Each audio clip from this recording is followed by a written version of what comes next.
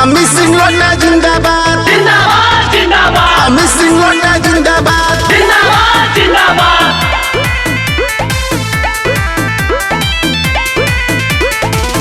आगे ओइले जवान चाहिए नया प्रधान।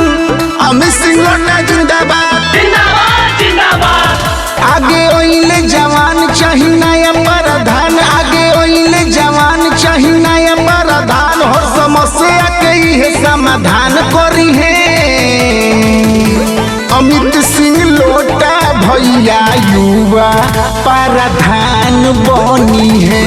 अमित सिंह लोटा भैया युवा प्रधान बनी है।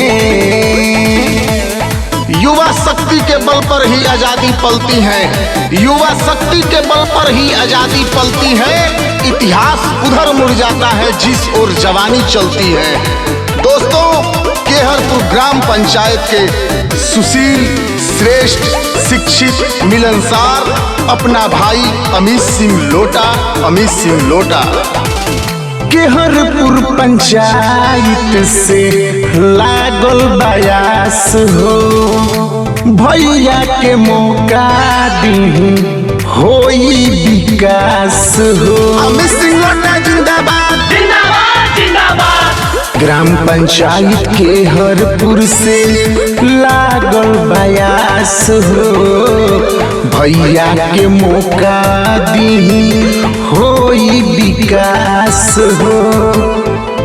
बात मानी हमर चाचा जोड़ी इनिका से नाता। बात मानी हमर चाचा जोड़ी इनिका से नाता। राउर बेटा हवे दिल से ही काम करी है अमित सिंह लोटा भैया युवा प्रधान बनी है।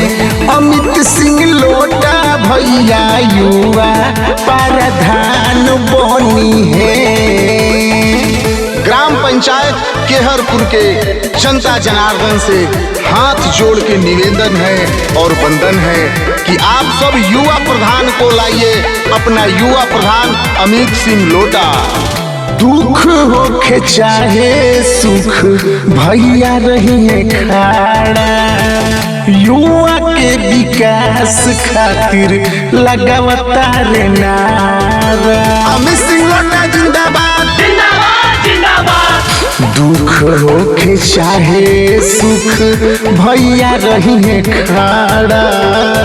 युवा के विकास खातिर लावता रे नारा। हर गरीब के सहारा घरे घरे गुजे नारा। हर गरीब के सहारा घरे घरे गुजे नारा। पंचायत के अपना ही नाम करी है अमित सिंह लोटा भैया युवा प्रधान बनी है। अमित सिंह लोटा भैया युवा प्रधान बनी है।